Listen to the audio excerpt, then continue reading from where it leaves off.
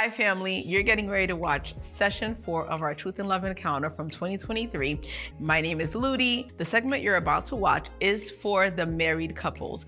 We had actually a doctor, Dr. Ruth Compere. She is a marriage and sex licensed therapist, and we really took a deep dive into marriage, and this is deep. And so I would encourage you, even if you're not married, listen to it, because I think it'll be a blessing to you as you prepare for marriage. So grab a notebook. She gave a ton of information, and it's absolutely amazing. And don't forget to share, to like, to subscribe, and turn on the notification bell for more videos.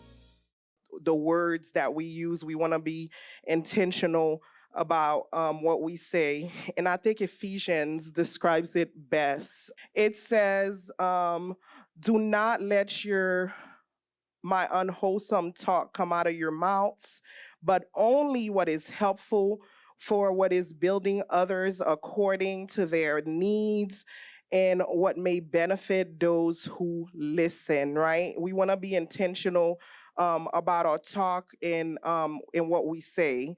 And I want to go ahead and make it even more plain. So can I have my two helpers come up today?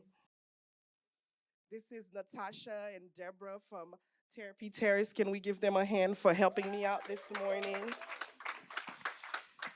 All right. So here's what I want you to do, right? I want you guys to do a little race. I want you to who can squeeze out the all of it first. Ready? Set, go.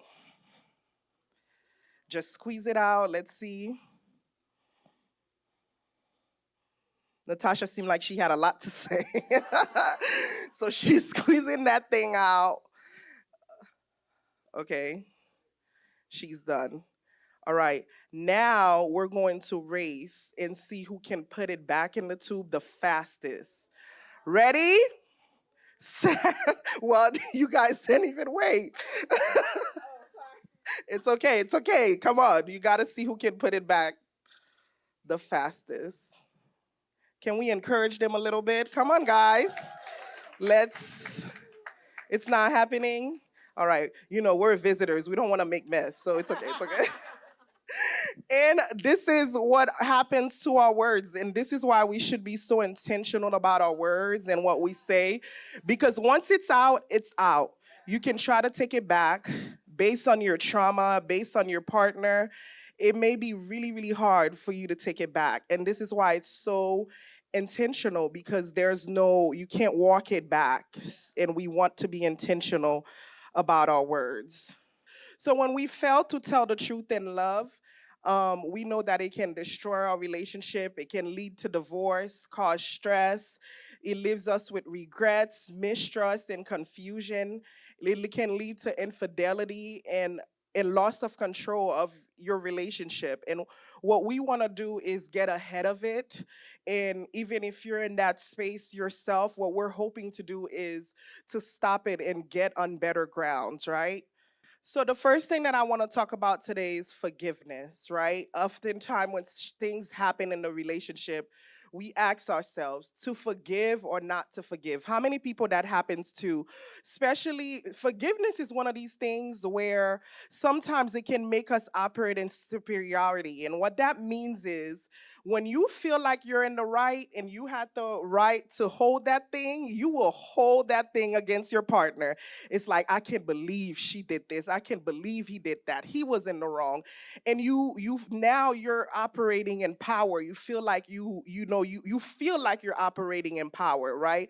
It's one of these things where it deceives you. You feel like you have superiority over that person to act a certain way because you feel like that person has wronged you. And one of the things that I've heard said is unforgiveness. It's like you drinking poison, but expecting the other person to die. And we want to get to a place with our partners where, or to anyone, but since we're talking about relationship, we'll stick to relationship where we can voice out what needs to be voiced out. We can work it out and let go of what needs to be let go. Unforgiveness makes you bitter. It clouds your judgment, and it leaves you with wound that's never healed. You ever have a scab in your hand and it's healing and you keep poking at it and it keeps bleeding. That's how unforgiveness can look. And at long term, it can destroy your relationship. It can destroy your marriage. And we don't want to operate in this way. Unforgiveness, it increasingly, it limits the intimacy. So this is when, the intimacy, not your intimacy with the way you spend time together, but deeply sex start getting affected into the relationship, because now you feel that your partner has done something, and now sex all of a sudden is being used as a weapon. That I'm not going to go ahead and give him my body. I'm not going to give her my body. Well, I don't know if guys say this, but but we'll act like they do. We'll act like they do.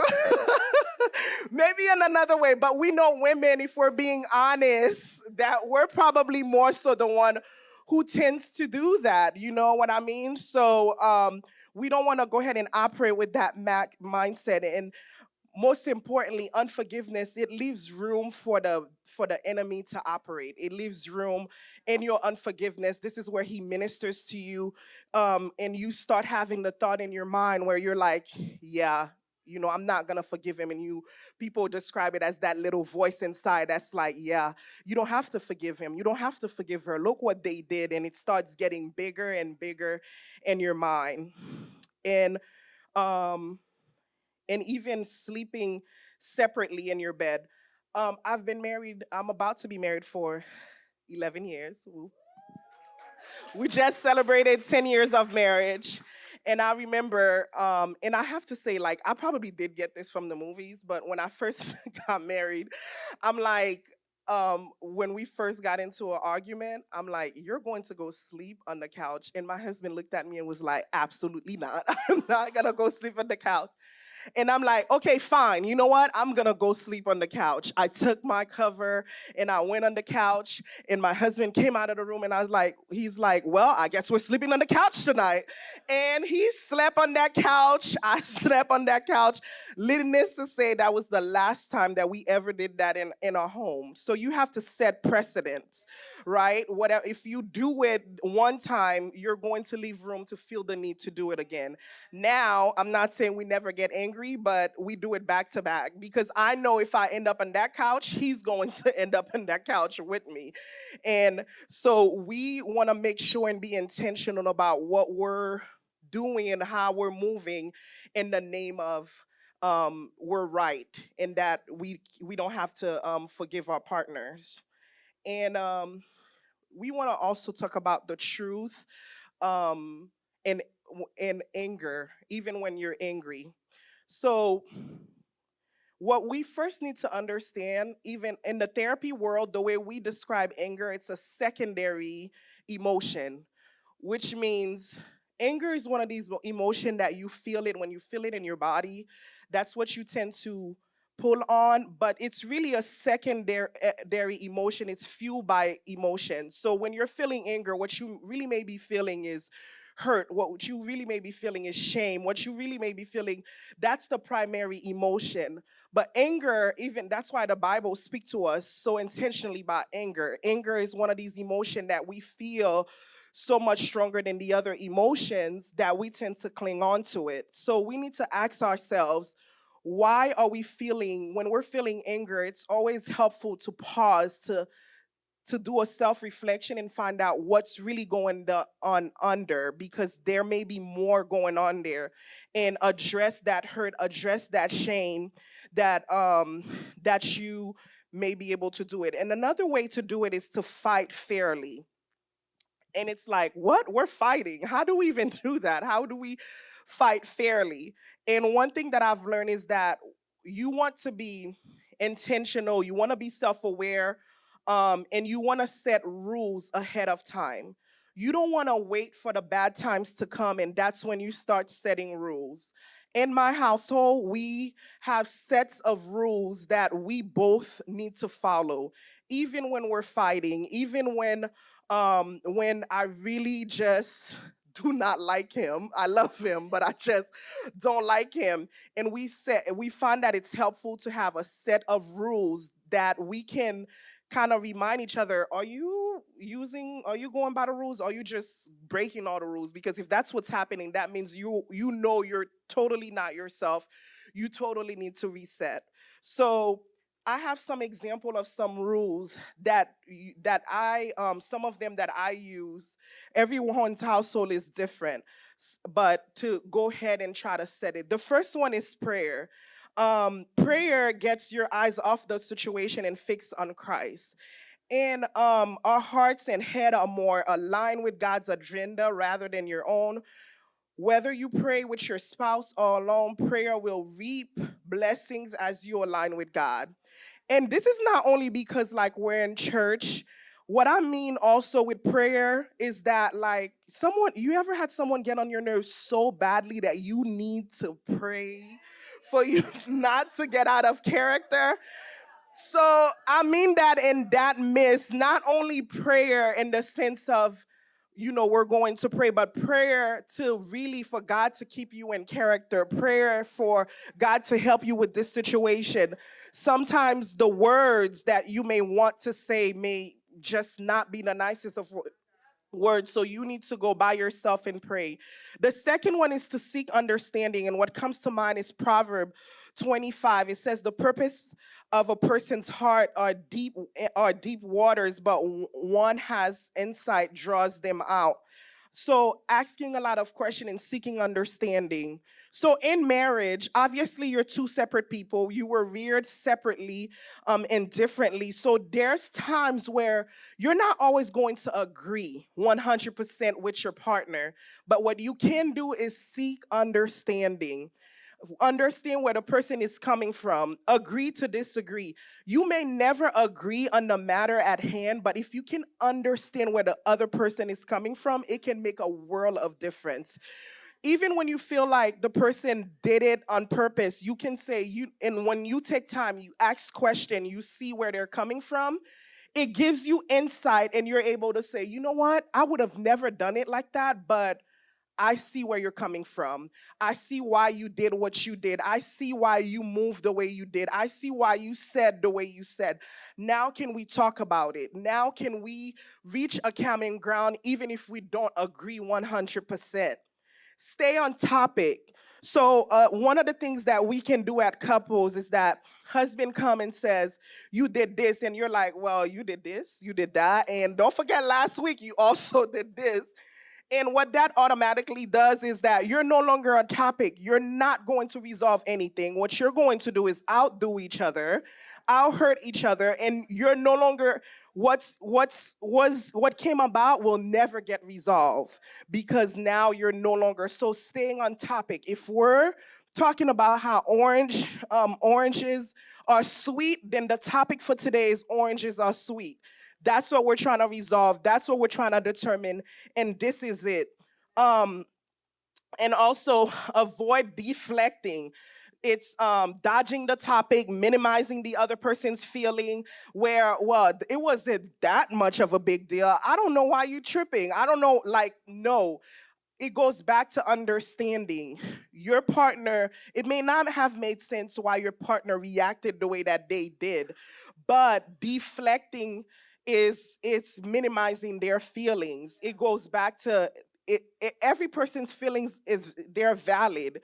So what they feel in the moment is their feelings, and it's important for it to be heard. Stop comparing. So who agrees that marriage is 50-50? Raise your hand. Marriage, and I used to hear that said all the time, marriage is 100 and you have to do your part. Few and I wish I could take the credit for this, but I saw this a few months ago, and my husband and I, we started incorporating this in our marriage is 100, but what we started doing throughout the day, like daily, when we get home, we would identify where we are. Like today, I can give a good 70. That's what I can give. That's what I have in me. What do you have? He's like, you know what? I can carry the rest of the 30%. I can do that.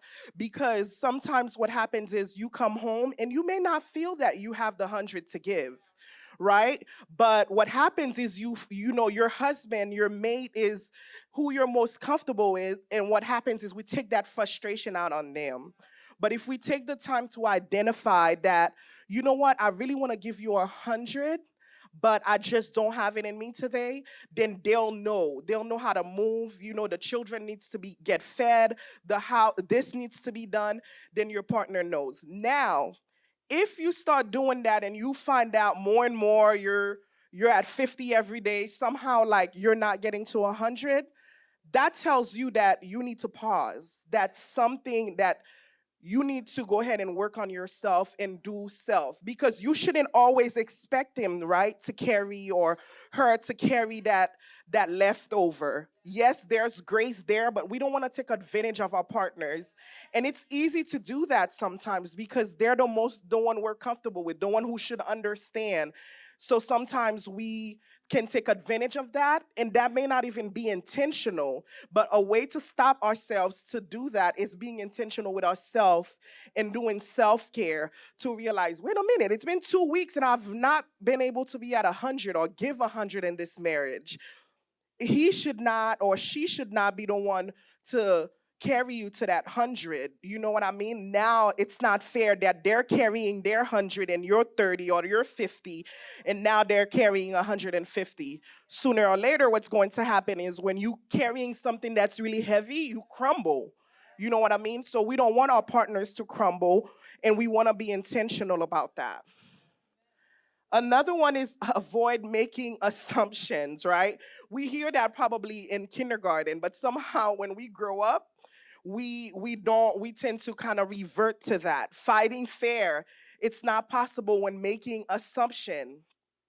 Even there's times in my marriage it feels like, oh my goodness, like you did this on purpose. I don't care what you said, like you did it on purpose. And my husband, he's not here, he's one of the most sincere people that I know, and I had to, we're high school sweethearts, so so I had to revert back and say, you know what, this is not part of his character. Like if he's saying that he didn't do it, no, it didn't do it. So making assumption that like believing our partner's words and trusting them. No insults or yelling aloud. And I know that this is almost like, well, duh, like we're Christians. No, it's not. Like you have to make a rule to do that. Like in my house, there's a no yelling, no cussing, no. We have to set these rules. You know what I mean? Because sometimes we do things in the name of anger. Well, I was angry. No, no, no, no. We need to set that rule now. That the moment it start getting at a certain best decibel, it's like, no, one of us needs to tap out. No, and we're very, because it's a rule, we're both intentional about it. um don't bring up past arguments, so it goes back. Don't try to build your case on past offenses. um be respectful, which really means being considerate.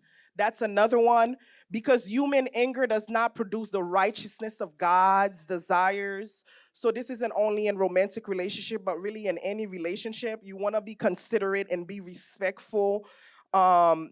Just mimicking each other, yelling, trying to outdo, those things we want to avoid.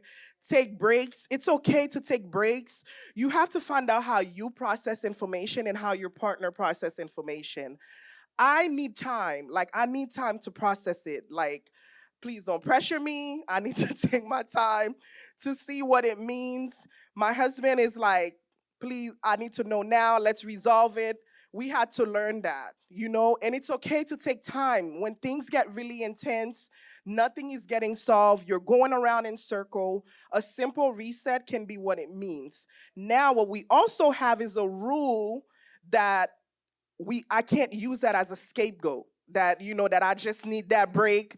We're in the middle of a fight, I just take the break. No. So we have a 2 to 3 day rule. After 2 to 3 days, you ask for the break, you need to come back and try to solve this thing. Let's resolve this thing. And then agree to disagree agreeably. Couples are two different people coming together to share a life. It goes back to seeking understanding and realizing that not everything will have an immediate solution You may have to agree to disagree. I completely disagree with what you said. You completely disagree with what I said. Well, what's our middle ground? How do this marriage need to flourish? This marriage need to last. This marriage need to be on good grounds. So how do we do that? And that's not something that I can say here, give you and say it's this, that, that. That's individual to every household. So you have to kind of figure that out, and that happens through communication. Look to the interests of your spouse. Nothing out of selfishness, ambition, or vain conceit, rather in humility, value others above yourself. Not looking for your own interests, but each of you to the interests of the others. That's in marriage as well. Sometimes we can be so intentional about helping everyone else, but when it comes to our spouse, we're like, they got it. You know, that means your spouse, that means everyone else. Not to the point of burnout, you know what I mean? Not to the point of burnout, but think about it. If you're being intentional about it, your partner, your spouse is being, um, your spouse is being intentional about it, then you're both doing it. So there should be, right here, there should be some resolve. There should be some peace because you're both looking out for each other. And lastly, avoid gaslighting behavior, which means shifting the blame. We see that all the time. You did this. Well, you did that. You know what I mean? Or don't forget about when you did that. That's gaslighting. Please, I want everyone to take a time, look on Google. Like, Google has the list of what gaslighting behaviors look like.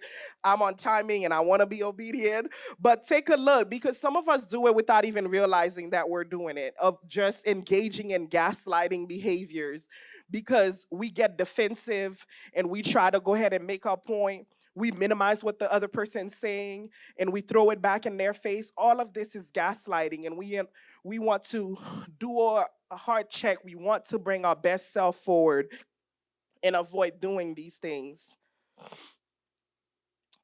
And some of this may be um, not new to some of you guys. How many people have heard of Gary Chapman's five love languages? So there's some who has, some who hasn't. So we'll go through it. So Gary Chapman is a Christian author, and a few years ago, he came out with five love languages. He actually added like few more, and there's a book in there. But what I found working with couples is this has become such a key tool that I use with couples, because a lot of times what we do is we fall in love with our partners and we tend to do what we were taught. And what a lot of us do is that when we love someone is we tend to love them the way we receive love, right? And what happens is that your partner is like, you don't love me, you don't do this and you don't do that, and you're like, what? How can you say that? Like, you have the nerve. Like, if your partners and we'll go through them, if your love language is acts of service and your partner's love language is words of affirmation. So let's say now you're like washing the dishes, you're, cleaning their cars, and you're saying to your partner, you don't love me, you never listen to me, you never say anything to me. And your partner's looking at you like you're crazy, like, how can you say that? I've done all of these things. What Gary Chapman has basically explained through the book is that you're not speaking to them in a way that they can receive it. So he's broken it down to the primary ones that I often use is the five love language, and we'll go through them. The first one is words of affirmation. And what it basically means is that you're someone that receive love through words. You want to hear that dress look bomb. You want to hear that those shoes, the hairstyle. You want to hear I love yous. You want to hear anything from your partner or others through words. That's important to you. There's people quality time. So quality time are those who spend time. And the thing about quality time, what's important here is intentional. My husband's love language is quality time. When we first got married, I kind of noticed it But for me, I used to lay on the couch, be on my phone, or or doing random things. And he did that. Like, we don't spend time together. I'm like, what? We just watched a movie. But he's like, you were on your phone. Like, that don't count. People whose love language is quality time is, we're right here. We're right here. Don't look at your phone. Don't talk to anybody. You're doing it's all about that person. And the other one is gifts, which is my love language, but it gets a bad rep. It doesn't mean that, the person is all about money. That's not what it means. For me, if I could explain and defend myself, is that I love the fact that I wasn't with you. I didn't tell you that I wanted this, but you thought about me. And it can be like the most random thing. Like, my son picks up a flower outside because he sees his dad bring me flowers. He's like, Mommy, I pick you flowers. And I'm like, oh my goodness. He's like, why you crying, Mommy? I'm like, I got something in my eye, son. But it's just the fact that you thought about me. I didn't have to ask. I didn't have to. And that's basically the gift. It can be, I won't say no to a $5,000 gift, but it could be something big, something small, but you thought about me. You know me enough to know that I would like this. And that's what the gift love language is. And then there's physical touch. And it includes sex, but it's not just about sex. And you can probably pick up people who that's physical touch. It's the person that may put a hand on your shoulder when they're talking to you, or sometimes they use their hands a lot when they're talking, like, they touch. But with your in marriage, physical touch, you're intentional. Like, for someone with physical touch, I would even go to say that even when it doesn't lead to, like the last part would be, the last resort would be leading to sex. Like, for someone with physical touches, the touches on the shoulder, the intentionality of building that intimacy with them. But of course, with work, in marriage, yes, it leads or may lead to sex. And then the last one is acts of service, and it's when you do things around the house for the person. And there are tests online. If you don't know what your love language is or what your partner's love language is, take the test, because the reason why your partner may have been saying that you're not hearing them out, or you're not doing things the way they love, that's a possibility. You may not have been speaking their love language. So please take the test. It could be very helpful. And then the truth about intimacy. So, if intimacy is a feeling of closeness and connection in an interpersonal relationship, it comes from the Latin word intimus, which means innermost, right? And intimacy is extremely important in a marriage relationship. A lot of time intimacy gets confused with sex, but it's intimacy that leads to sex. But intimacy is what binds and ground your partner. It's what make you feel like your partner sees you. It's or your husband or wife sees you, and what that you see each other. And it starts outside of the bedroom, and then it can lead to there. So, and then there's different types of intimacy. So there's physical intimacy, which is the obvious. It's sex is important. And it demonstrates physical intimacy through kissing, hand holding, cuddling, skin to skin touching, and all of these things, they are great. But sometimes it can feel like there's a disconnection when you go straight for the physical and the others have not been built. So that's why it's important to get a well-rounded sense of intimacy in the marriage. So emotional intimacy, being able to share your deepest, most personal feelings with another person. When people experience this type of intimacy, they feel safe enough to share things that you may not have been open to share before. The thing about emotional intimacy is you won't open up to your partner. You won't tell your partner if you feel like you're not safe. Emotional intimacy creates safeness in the relationship, and it lets you know that you can open up to this person like you can open up to no one else. And then there's some example here, having a conversation about the future you want, because that's when you're dreaming, and you know that when as you dream, the person's not gonna be like, boy, you crazy, girl, you crazy. That's never gonna happen. You can share those dreams that you're not telling anybody, because you know they're going to invest in that. They're going to encourage and support that. And then there is intellectual intimacy, which is it involves being able to share ideas, opinions, questions, your thoughts about the person. You don't have to agree. The thing about intellectual intimacy, you don't have to agree.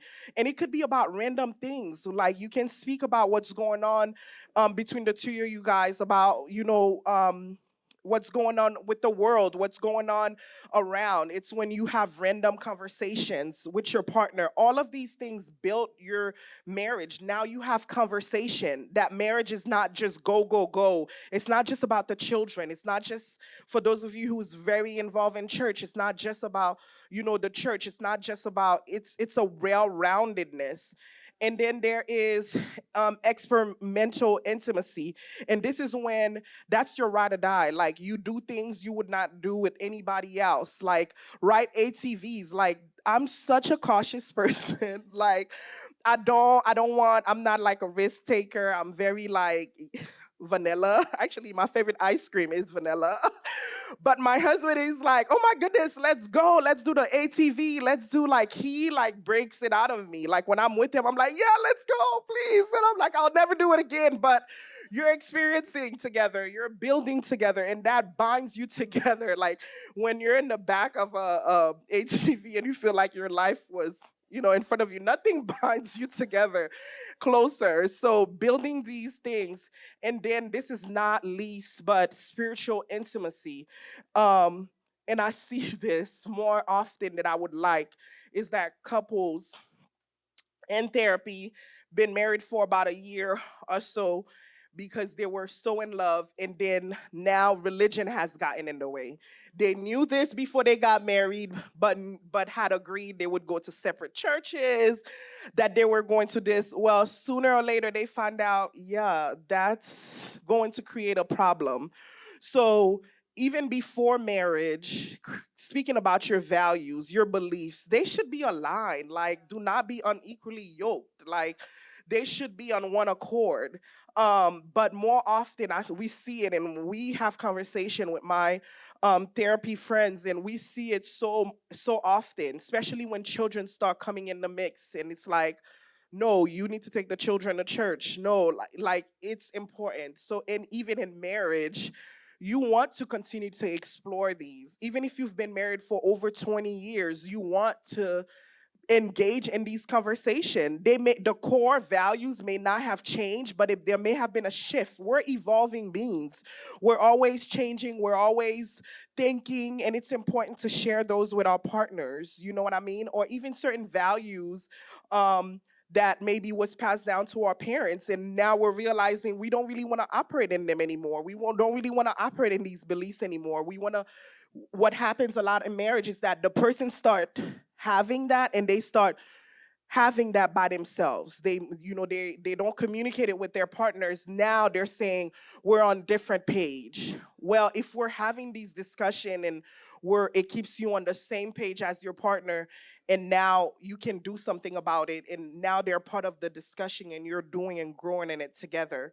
And some of the obstacle to intimacy, we know it's conflict, and it's exactly what it sounds like: feelings, high emotions, doing some of the things that we talked about, just doing things out of anger, doing things out of stress, lack of communication problem, and fear of intimacy. We're going to speak about this a little later, but there's some of us who has traumas, you know what I mean, and may have a fear of intimacy. Sometimes people who experience fear of intimacy often caused by past experience traumas. Thank you so much. Um, Past traumas, and when I'm speaking about trauma, sometimes when we use the word trauma, we go straight to sexual, but no, it could be a hurt from a parent, it could be a hurt from a past relationship, and now we've brought it into our current marriage, right? And when our partner says something that sounds like the other partner used to say, you're like, no, no, no, no, You're not going to come at me like that. Well, no, like back it up. That's not how I meant it. So those are some of the things that can stand in the way of intimacy, conflict, stress, life stress, um, and communication problem, not knowing how to communicate with each other. Or communication holds so much more than just words, and we'll get into that as well. And then there's the impact of intimacy. With intimacy, it helps because it's essential, because relationship form on a basic connection and communication. Intimacy, and it assures the person that they feel understood. It allows them to be themselves and to ensure that the person get the care and comfort that was needed. It increased sexual desire. Research has found that long-term romantic relationships, couples that experiences more emotional intimacy, also experience higher level of sexual desire and sexual activity. So this is where we said that intimacy doesn't always it doesn't it's the primary objective is not always sex, but it leads to that. It leads to higher, better physical health. It's not we have to also take care of ourselves, right? So we don't leave this earth sooner than we anticipated to. So we have to, or that God anticipated to us to. So our health is important. And improve mental health, your mental health. Having close, intimate relationship is also pivotal for mental health. This connection provides social support, and it's imperative to your well-being. It can combat feelings of loneliness and help people manage the stress they experience in life. So this is not only with your partner, but intimate relationship with others, like your friends, and spending time with them, pouring into the relationship, because that goes into the relationship too. That you can be so focused on your partner that you tune out like friends and accountability partners, and all of that grows and build your intimacy bucket. And the truth in love when we argue, right? Um, and I bring up argument a lot because it's one of the things that we see a lot when we are in session. So I have the verses here, and I'm not even going to go into the verses, not because they're not important, because we can do that. We can list so many verses about anger, but we know that it's also easier said than done, right? We know that um it's not always easy to go ahead and remember those verses and operate by them, even though we should hide it in our hearts, so we can go ahead and know how to use them, and when it's time to go ahead and do the right thing. So another way to fight and argue on the same team as your partner is through active communication. You have to learn how to communicate.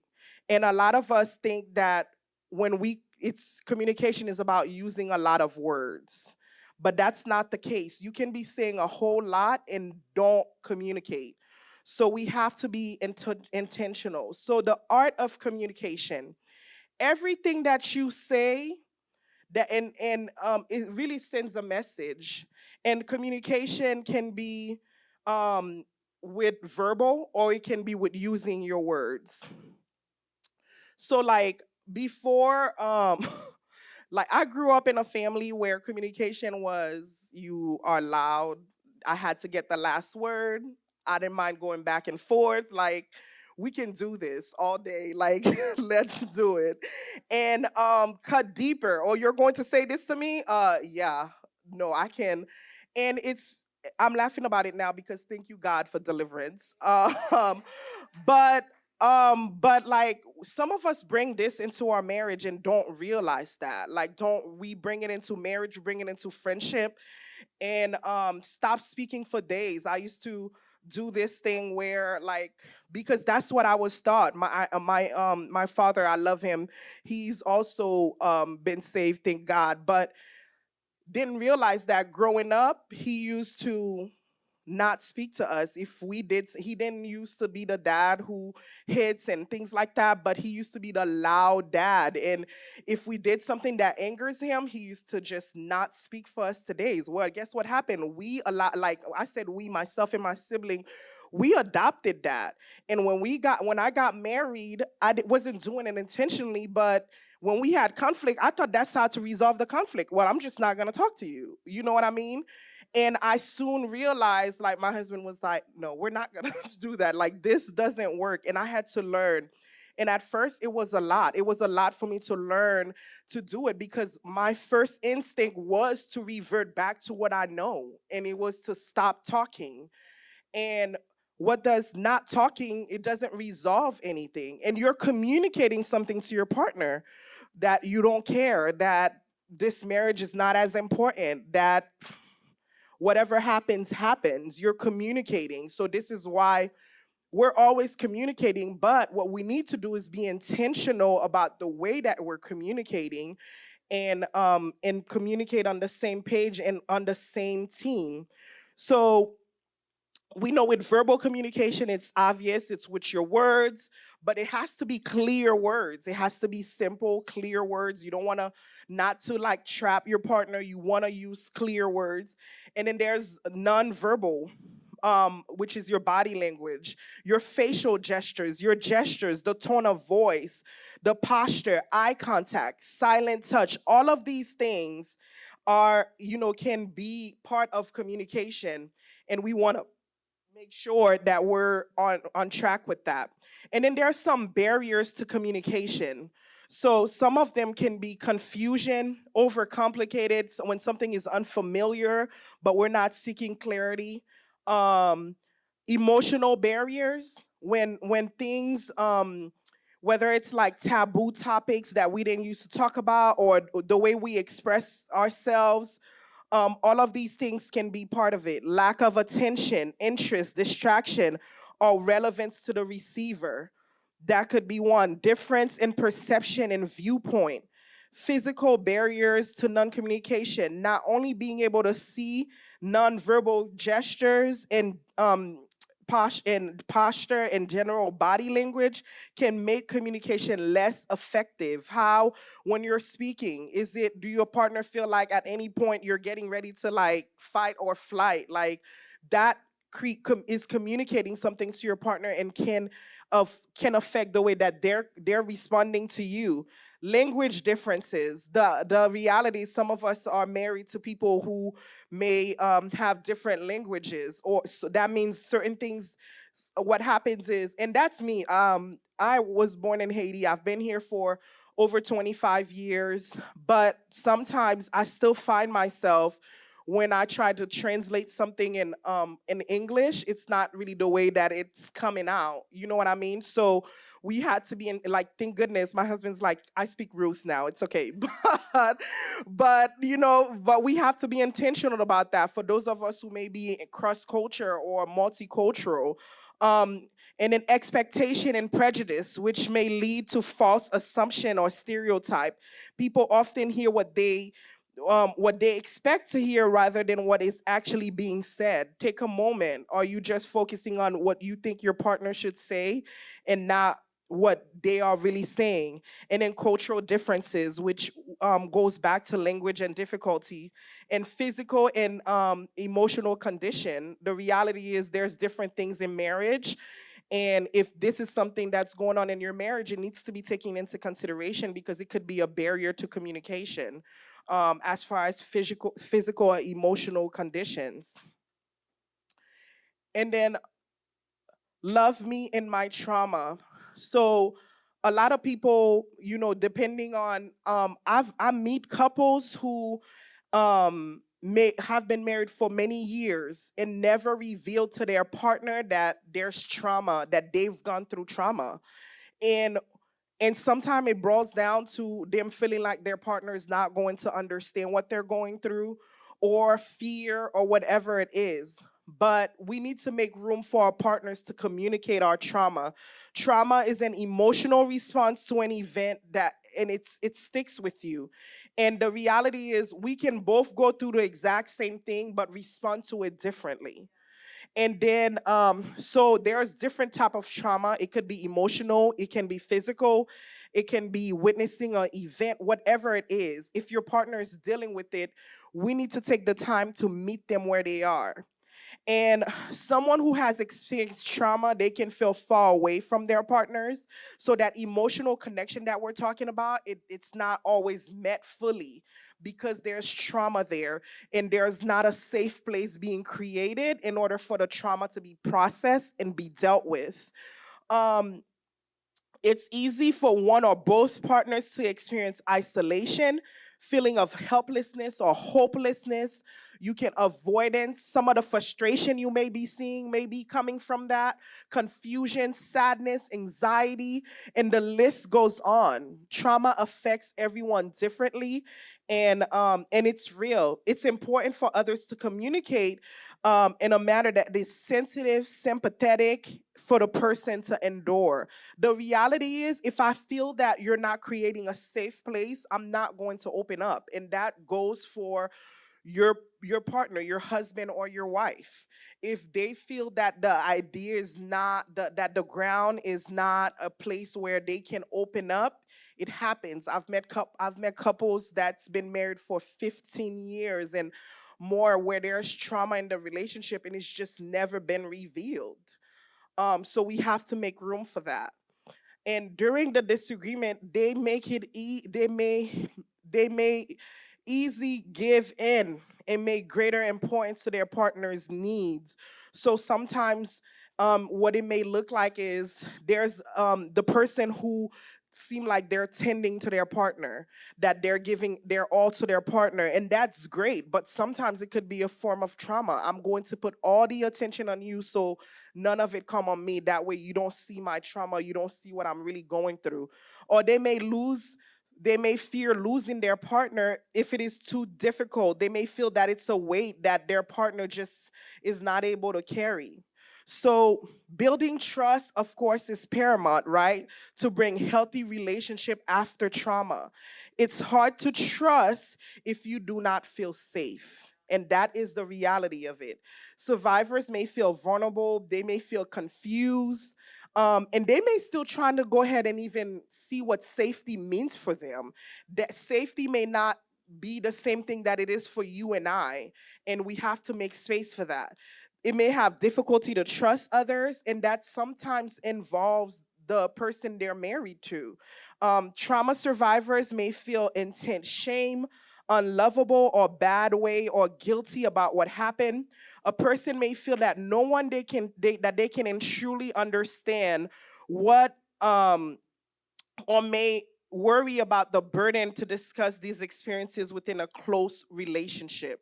Know your partner's trigger and do not weaponize their trauma. You would be surprised that sometimes a partner reveals something that is so near and dear, so sensitive, and at time of fight, the other partner throws it in their faces, and that it happens. So how if I open up about this to you and you did that, if there's something bigger, guess what? I'm not like this is no longer an identifiable safe space. So I'm not going to go ahead and open up to you.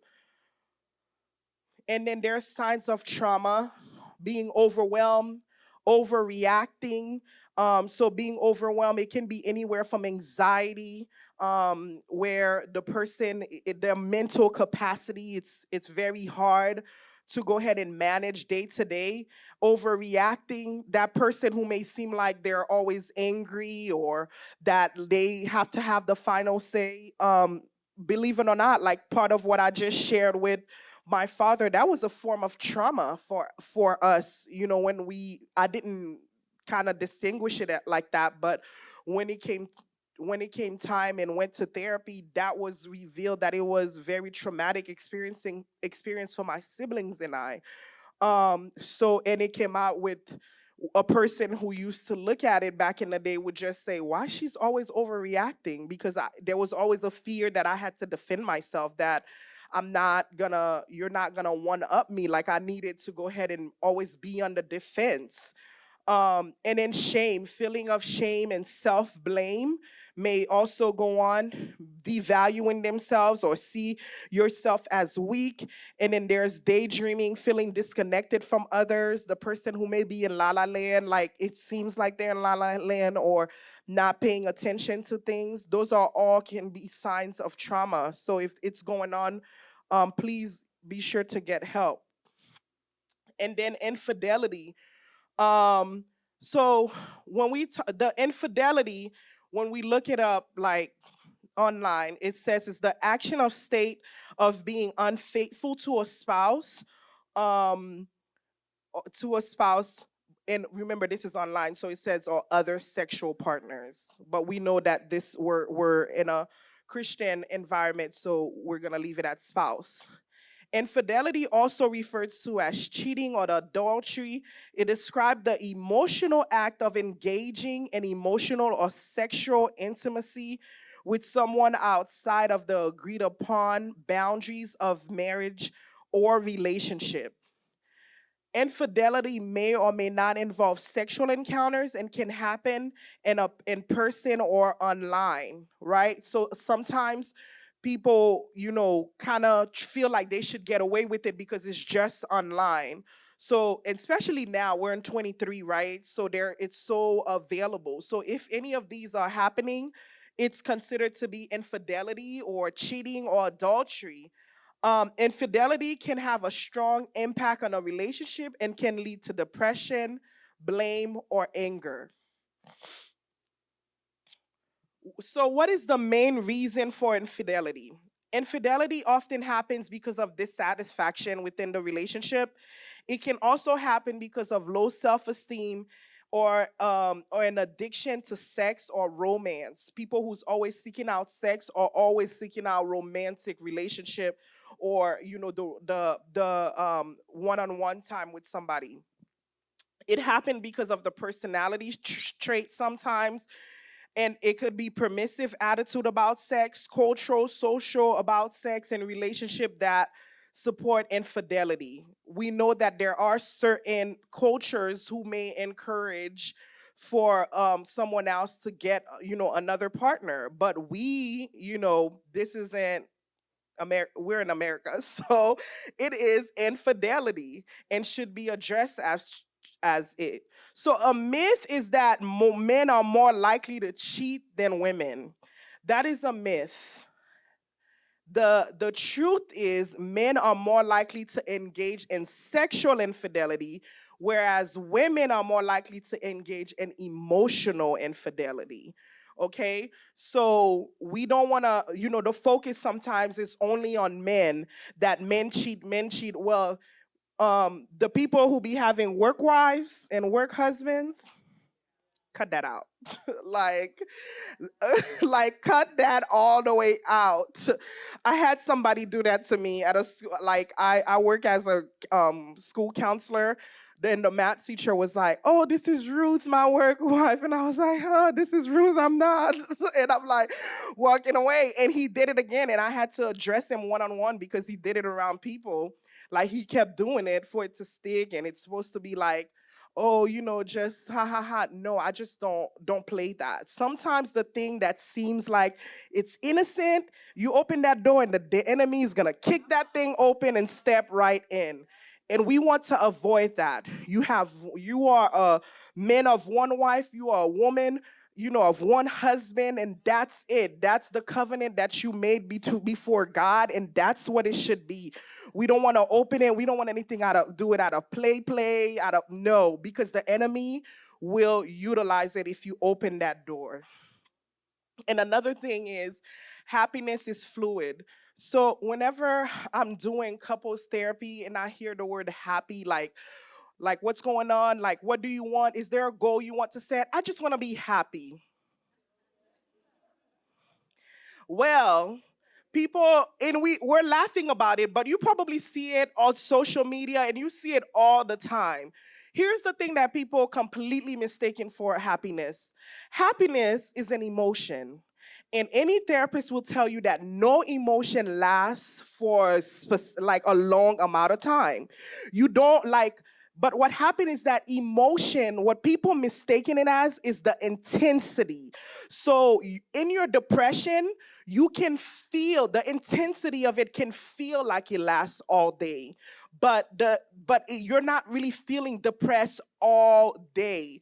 Happiness can feel like that. You can feel it in the high. So when people are saying that I want to be happy, what happens is the moment the happiness leaves the relationship, what do you think happened? There's also an exit, or they look for it. There's an exit. So we don't look for happiness because happiness is an emotion. You're going to feel happy, you're going to feel sad, you're going to feel confused. Emotion comes and go, and we don't want to rely on emotion. As a matter of fact, I feel like a lot of us do that with our relationship with God. We seek happiness in Christ, and the moment the happiness no longer stays, what happened is that he's no longer what we thought he was, and we leave that relationship with God. And sometimes our relationship with God, it's supposed to emulate it, but sometimes it doesn't do it the best way. Our relationship with God is supposed to emulate our relationship with our spouse. And it's supposed to be in the best of ways, in the great of ways. But if you're no longer feeling happy with Christ and you leave, what you think is going to happen? You're going to do the same thing with your partner. If you're no longer feeling happy in your marriage, you're going to leave.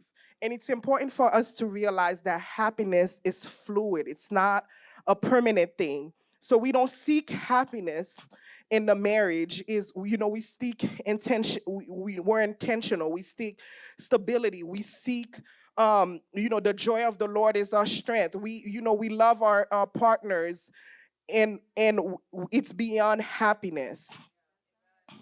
And then there's sexual infidelity, which involves engaging in sexual reaction of any kind outside of the marriage.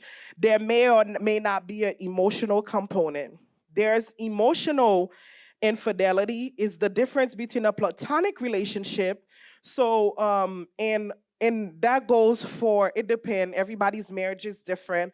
But like, I just one of these people, like I said, I'm overly cautious, and I tend to be like P's and Q's, like having opposite sex friends. It's all great and dandy, but it reminds me of the verse that everything is that I don't remember exactly. It says you can do anything you want to do, but not everything is beneficial.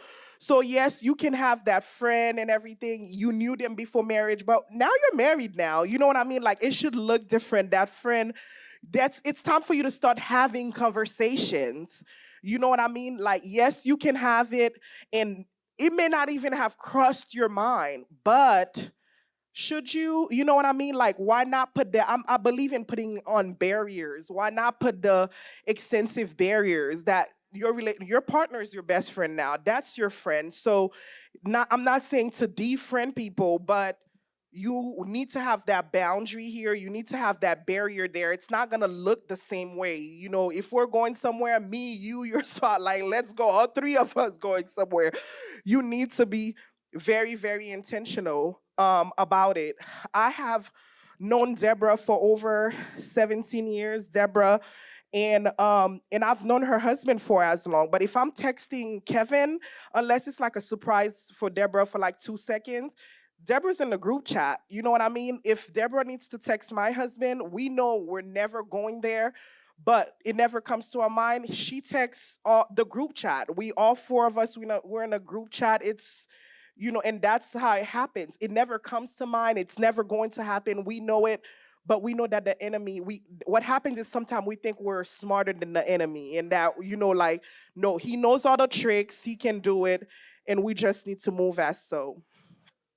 And then there is I did emotional infidelity, right? So the next one is online infidelity, which is cyber, anything that's cyber. Even if you never meet, even if it's only online, it's still an affair. Your partner doesn't know about it.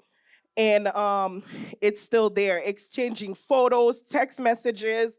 We know we should have the Holy Spirit that should convict us and let us know. And that's the reason why there's probably secrecy, is because we know that it's not supposed to be done. And then there's sanction affairs. So I'm bringing that up. None of us, I mean, like, no one should be engaging in an affair. But the reason why I'm bringing that up is because we're seeing it. We'll say we're Christian, we shouldn't. But it's people that's giving their partners green light to have sex with other people. Like, it shouldn't be happening. We're in church. We really should not. But unfortunately, and having conversation with other people, and other counselors, like, we're seeing that happen. It's like, why are you here? Well, we had a threesome or whatever. And it's like, well, what happened? It didn't stay a threesome. It became, yeah. So when you open that door again, the enemy is going to use, you open a window, the enemy is going to use a whole gate, like that whole wall, like he's going to break it down. So I felt the need to mention that and bring that in, because people participating in menage a trois, like we see it happening in the church now. It's not just, they think like because, we're Christian that we can do it and get away with it. But again, we need to be mindful of the tricks of the enemy. When an affair affects your relationship, you need to recognize there are consequences. I'm seeing a couple now because of an affair that happened, and um, one of them, so I can maintain confidentiality. One of them was like, "Oh my goodness, it's so unfair. I feel like the relationship is so unbalanced." And it was like, yes, it is. When the moment an affair happens in the relationship, like, I've seen couples come to restoration, but before that happened, there is an imbalance. That's literally what the act did, is that it brings an imbalance, and its consequences. Like, I speak to them about consequences. That is a consequence of the affair. You also don't get to dictate how long that it takes for that as well. It's a process. We're working through the process. And when he brought it up, like, I literally was like, I'm a very direct therapist, so I was just like, yeah, there is. So let's talk about it. And I know that this should be obvious and duh, but the affair needs to end, you know. Accepting responsibility, not because you did this, because you wouldn't have sex with me, because no, I had the affair, I was wrong. You need to accept responsibility. Apologizing. Again, a lot of these things sounds duh, but I'm have them listed because, and we see them in therapy, that the person does not want to apologize, does not want to take accountability, and but they want to remain in the marriage. No, like, that's not gonna happen. So accountability means taking accountability, but also setting accountability with other people that will keep you accountable and to work on your marriage. Boundaries. I'm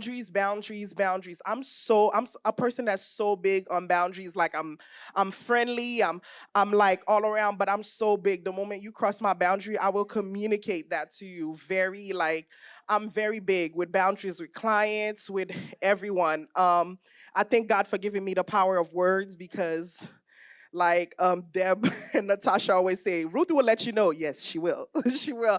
I won't have to cuss you out. I won't have to use words that are unholy, but I will go ahead and communicate that to you. So those boundaries may be start off with being really rigid. When we're talking about infidelity, there are going to be rigid boundaries. Yes, you're going to have to tell your partner, your spouse, you're going out, where you're going, when you're, like, you're going to have to over communicate, because that's a consequence to the affair, and if you're, that's part of the process. Time and work. So people say time heals all wound. That is not, that's another false statement. Time does not heal all wounds. you know Time gives you the time for the wounds to heal, but any wound, um I'm no doctor, but I know if you have a wound and it's not treated, it festers. You know what I mean? And you may have to chop off that limb, but time gives you the time to take care of that wound, and it can heal, but it takes work, it takes wound care in order for it to heal. And then speak spiritual and professional help.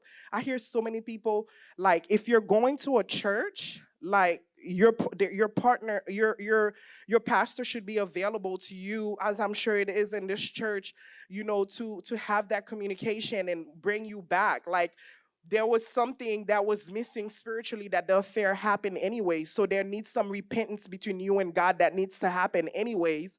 So that needs to happen. And professional help, please seek therapy. We're here. I'm not just doing advertisement for myself, but I am available. But seek professional help. I hear so many people say, I don't believe in therapy.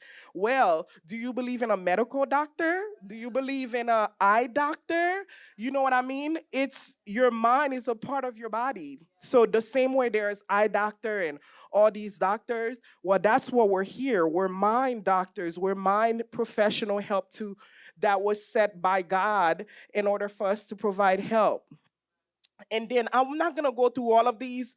I have some sign of potential infidelity. Well, what I don't want you guys to do is look at this list and be like, he's been doing this, she's been doing that. That's not what this is for. But this is also for the person who, not to say anybody here. I know everybody here loves their spouse and nothing is like this is happening and everything. It's great. But like if the enemy ever tried to try you, you want to tell yourself, oh, this is also a checklist for yourself too. Like, if you're not engaging in sex, like if you're becoming disinterested in sex, maybe you need to walk it back and be intentional. Your partner wants to engage in sexual activity that seems foreign to you. Well, with that one, it doesn't necessarily mean there's an affair, but maybe there's your partner have some sexual desires and wants that they want to act out with you. So you want to take the time to leave room in order for that to happen. So this isn't a list to say like, okay, I need to be worried here. I'm seeing something on the list, but it's surely a list for you guys to kind of have some conversation and see if some of these things has been happening, because what we want to do is shut the gateway. It may not be here, but these can be like a portal, a sign. So we want to go ahead and work on those things, okay? And then another big topic today is pornography. The majority of studies have revealed that there's physiological effects of pornography. It includes sexual, developmental, and the use with a partner to do different sexual acts and achieve orgasm. Pornography is really a mistress that a lot of people invite to their marriage. You see how we just spoke about infidelity? One thing that I've learned is that pornography is really the mistress that a lot of people readily invite, because they think that because we're doing it together that like it can be done. Well, that is a mistress that will take over.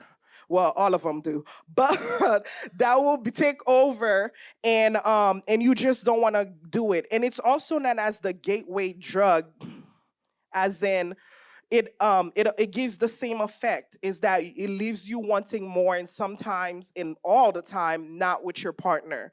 Pornography is related to significant psychological and social functional impairment. It not only impairs you with your mind, but the way you interact with other people, the way that you see your partner, the way that you engage people.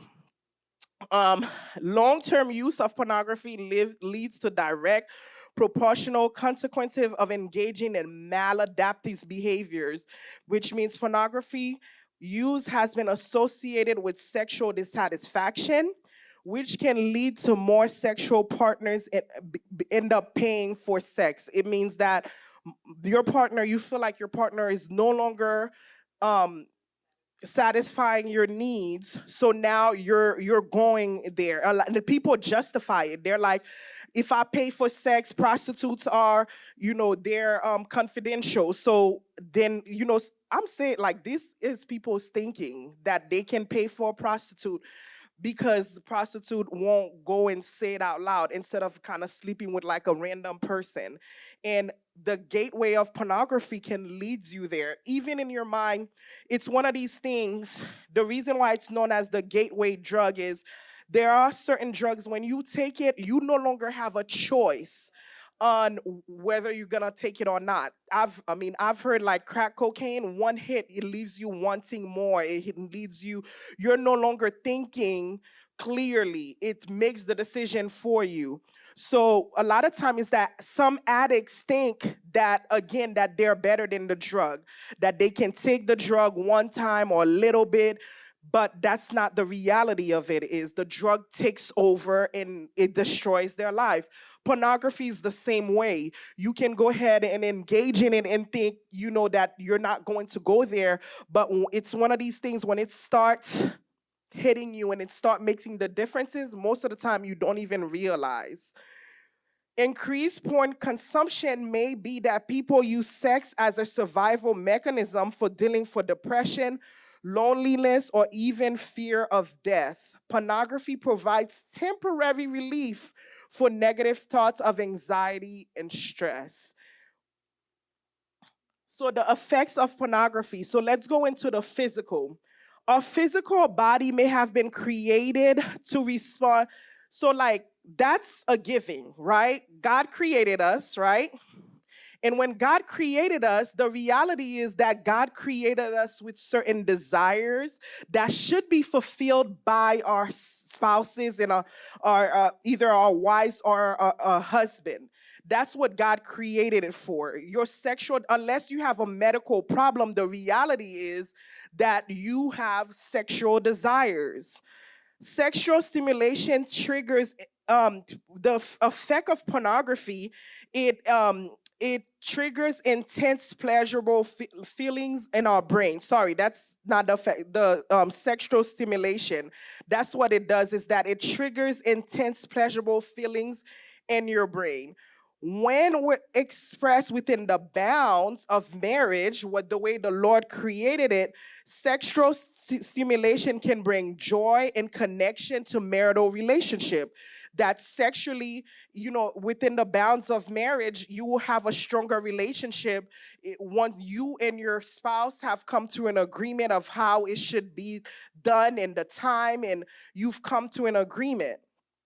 But what pornography does is that it distorts your natural feelings. Something that should have been enjoy within the bounds of your marriage is that pornography, it distorts that. And you become dependent on it, and it can alter your brain chemistry, and it leads to you seeking more and like gratification and images, and it can even alter your thinking. So there are scans that has been done where while people are watching pornography, like they're studying their scan, they can literally see the effects that it has on your brain, like physically. So a lot of people don't think that it's affecting you in a physical way, but in reality, it is affecting you. Individuals may struggle with day-to-day tasks, including school and work. And the reason why you're struggling it is there's something in your brain that's telling you you want more. You're no longer able to focus on work. You're no longer focused on school or life because it can also create emotional stress, difficulty in dating relationship in marriage, because now if I know everyone in here is married, but there may be a pressure for singles to engage in sexual activities, but in marriage it can also put a pressure on trying to get your spouse to do things that they do not want to do. And then there's sexual dysfunction. It can create also a physical sexual dysfunction where your mind is no longer able to connect with your body, and now you may have to go and see a doctor, a medical doctor, because this disconnection is no longer there. And it has an increased likelihood of acting immoral and even in crimes. So this is when we say to ourselves, I would never do this, I would never do that. But it goes back to opening up that gateway. When you think you wasn't going to do it, now you're no longer in control. And this is the person that does the act that we're like, oh my goodness, I can't believe they did this. Well, we didn't know what they were doing when the light shuts off. And that's the reality. Okay. And then so we'll wrap up the effects of pornography. Physiological effects of it. It can screw your thoughts and emotions. Much of pornography show violence, domination, aggression towards others. Watching pornography over time can normalize unhealthy behaviors. Things that are not okay, what you're putting in your brain, what you're putting in, it's communicating to you that it's okay when in reality it's not. It can also lead to premature ejaculation, erectile dysfunction, your libido. You're no longer wanting to have sex with your wife or your husband. Um, and sometimes it's a secrecy, so that means that you're not so you're doing it in secrecy and you're no longer wanting to engage them, and you're only wanting to go ahead and watch pornography. And these are the effects of it. I'll skip that part for the sake of time. And then there's also the psychosocial effects of it. um the social effects on pornography, it can create social awkwardness. It can overall your concentration and interaction with others, decrease family interaction. You would rather stay home, like let's say there's a football game, now you know you're going to be home alone, so you no longer want to go ahead and go. You rather stay home to go ahead and deal with that secret in your life. It becomes less committed in your relationship because now your commitments is to get that drug effect that we're talking about. Objectifying others, viewing them as inferior. um and that's like all of the effect of it. And it also talks about substance abuse effect of it, is that alcohol consumption can be and being under the influence and addiction can it's like a drug in your behavior. So it goes back to the same way pornography. It has the same, it releases dopamines in your mind, which is the pleasure effect, and it has the same effect that a drug would have on your brain essentially. So more, the more you watch it is the more you want it, and it becomes a cycle. And for the sake, I will go ahead and send the PowerPoint to Ludi to share it with everybody. I talk so much that I've run out of time. um, but the last one that I want to leave you guys with is truth and love. We want to be intentionality. We want to communicate with openness. We want to pray and fast. Remember, there's certain things who comes through fasting and prayer. I do believe that couples should have a time to set together, that they should be praying and fasting together. Self reflection. You're not always wanting your partner to be the one who gets you out or carry you, but you're doing your own self reflection. Honesty, love and forgiveness, and then professional help, um, versus family or friend. Lastly, the thing about sharing with family or friends is that when you share things with your family or friends, is that you're able to move on with your spouse, but they remember. So you're able to have a fulfilling marriage and it's great, but your mom is looking at your husband like, yes, he did this. I believe in having accountability, of having someone you can go to, but be careful about sharing and telling every single thing. I understand some people are like, I'm really close to my mom, I'm really close to my dad, and it's great. But just remember, as you move on into marital bliss, your family who loves you dearly will be probably still be in the space of the last thing you told them about your partner. And and I'm remembered of the first, I feel like what wraps it up the most is 1 Corinthians 13, that if I speak of tongues of men and angels but do not have love, I am only a resounding gong and a clanging cymbal, right? Love is, it covers a multitude of sin, and love is, and I think First Corinthians really communicates to us the effects of love, in that above all the love of Christ, not the love, our love, but the love of Christ through us should sound and resound in our marriage. Thank you so much. Before we go, I wanted my sister to pray restoration really quickly, because there was a time in her marriage, me, Holy Ghost filled, was like, girl, leave him. I will drive you out. And she's been through some stuff. And some of you may be in the middle of some stuff. So she's just going to declare restoration over your marriages, because I don't have that grace. My marriage, thank God, has not been through that much stuff. So I can't pray that prayer over you. As Dr. Ruth, thank you so much. It was It was awesome. I know I've learned a lot from being here, and I thank you. Um, the Lord didn't give me anything. That's so funny. Usually, when I have to do something, I'm like over prepared. But this time, He didn't say. I was like, what am I supposed to talk about? Not one thing. When you were speaking, is when He was speaking. And the thing that He was highlighting to me is just two scriptures, okay? First Peter 3:7. Because who know that the foundation has to be on Christ? Marriage, our foundation is not culture, but culture has infiltrated our marriage, but it's supposed to be Christ, right? That's a God idea, as Dr. Robin would lovely remind us. Marriage is a God idea, not men idea. So First Peter says, in the same way, you husbands must give honor. Some of the translation says, love to your wife. I won't read the whole thing. Um, but Ephesians also says, for the wives, this means submit to your husband. As my sister mentioned briefly, this is my 14th year of marriage. And after the 10th year, I was like, um, yeah, this is not going to work.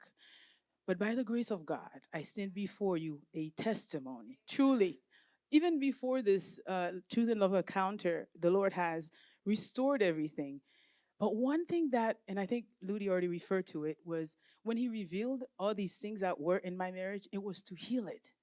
But I was of the concept, oh, we have to separate, we have to break. So if there are things that are being highlighted to you today or has been for a long time in your marriage, the purpose is for healing. Who knows if you have cancer, you don't know about it, what happened one day you you there's no opportunity for to receive the right treatment.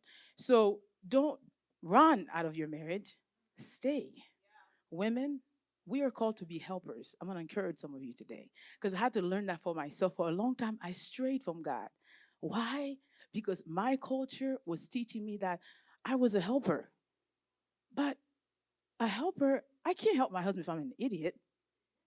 Think about it. If you're a helper, you have to be more adept, right, at some things than the person you're helping. Is that right? So a woman is called an azer. I don't really speak, but I do look up the word of the Bible and learn the true meaning of these words. An azer is called to be someone alongside of someone to help you. The same word God uses to say, I'm your helper, He calls a woman to be. So it was my job. The Lord said, I'm going to heal your marriage. I'm going to use you, not him. So when I was looking for what Dr. Ruth was talking about, happiness to my husband, he couldn't give it. It wasn't in his bucket. I had to learn to give what I was expecting. I didn't want to submit because the Bible said, quickly, the Bible says in Genesis chapter 3, after the sin of Adam and Eve, God said to the woman, I will multiply greatly your sorrow and your conception. In pain you shall bring forth children. Your desire shall be for your husband, and he shall rule you. But that's not the original creation of God. That's after the fall of men. So I had to learn that if my husband wants to rule me, is it's in his fallen state. But the original image was they were in the garden of God, the two of them. God never assigned spiritual authority to either the man or the woman until after. So when I don't want to submit to my husband, and submission doesn't mean, like I said, I'm an idiot. It's the rule you have to live by. And it doesn't mean that he gets to rule me. Again, that's the fallen state. But the image that's supposed to be is we have to work together. Like Dr. Ruth mentioned, marriage is not 50-50. That if you put 50% in your marriage, that's not it. So I won't go any further because sister here can talk. It is anointing, I promise. Okay? But what the Lord has asked me to release is the grace to have those conversations. Dr. Ruth was like in my house listening to everything that's been happening in my marriage because that's what she listed. Okay? I'm not ashamed. Why? Because healing, when people hear about your story, God uses all things to make you out for the good. If I've never gone through marital issues, I wouldn't have this conversation. What would I say? I can't, I'm not a soldier unless I've been to war. I'm not a general unless I've been elevated into a position. So, one thing that he taught me is the difference between a woman's role and a man's role in a marriage. Nowadays, whatever culture is telling us, like, no, actually, that's not how it works. Submission doesn't mean weakness. Women, I want control, but I have learned I can have control, I can relinquish it. Me saying, oh, you want to do this instead of that? Absolutely. That doesn't, it doesn't make me feel empty. There was a time where I was like, if I don't have my way, I'm not going to. But now it's an honor for me to be like, all right, as long as it's within the word of God. I've chosen to live my life by the word. So if you know me all the time, I'm going to speak it. If it's not in the word, I'm not going to say it. So the grace to have the hard conversations. Again, she talked about something I talked to my sister about is my husband, this was an issue with us, okay? He never wants to initiate conversation. But I want to talk about it because for years, what happened to me is wait. When we would have an issue, we never moved past it because he would never want to resolve it. He just wouldn't initiate. If I would stay days, I would wait. Sometimes it was a month. I was like, are you going to bring that up? And recently, not recently, but many months ago, our last conversation that the Lord used to help us is when there was an issue and I was waiting for him to bring it up. And he said, but Martha, time heals our wounds. And I said, Jerry, maybe not so articulate as I'm speaking now, but I was like, no, it doesn't. I'm a registered nurse. Time does not heal wound. It makes it worse if you don't take care. Like I said, you've been in my house, okay? You were there listening. It makes it worse. And so we have, even in our praying and encouraging one another, we have to take time to have the hard conversations. And I didn't always know how to initiate a conversation. I want to prove my point, and you listen, and you do. But I've learned to stop and listen and watch the person. It wasn't only Martha that needed healing in that marriage. He needed it too. His thing was he would just stay quiet. My thing was ma. So I had to learn to balance. So today, in the name of Jesus, I release the grace to have the hard conversations, the grace to get up and say, this is wrong. I need help. Seek the help of godly counsels. You don't want to go to some counselors who are not Christian because they'll say to you, oh, watch pornography together. That makes you closer together. That does the opposite.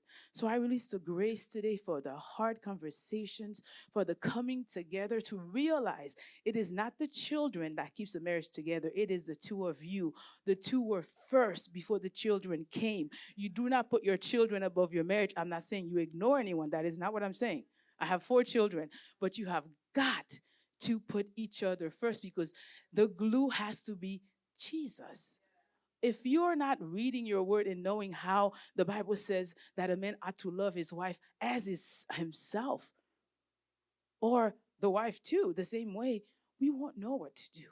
And so, Father, we thank you that everything that has been happening this weekend is for your glory to restore, and I'm hearing the Lord say now, to restore the original image of marriage.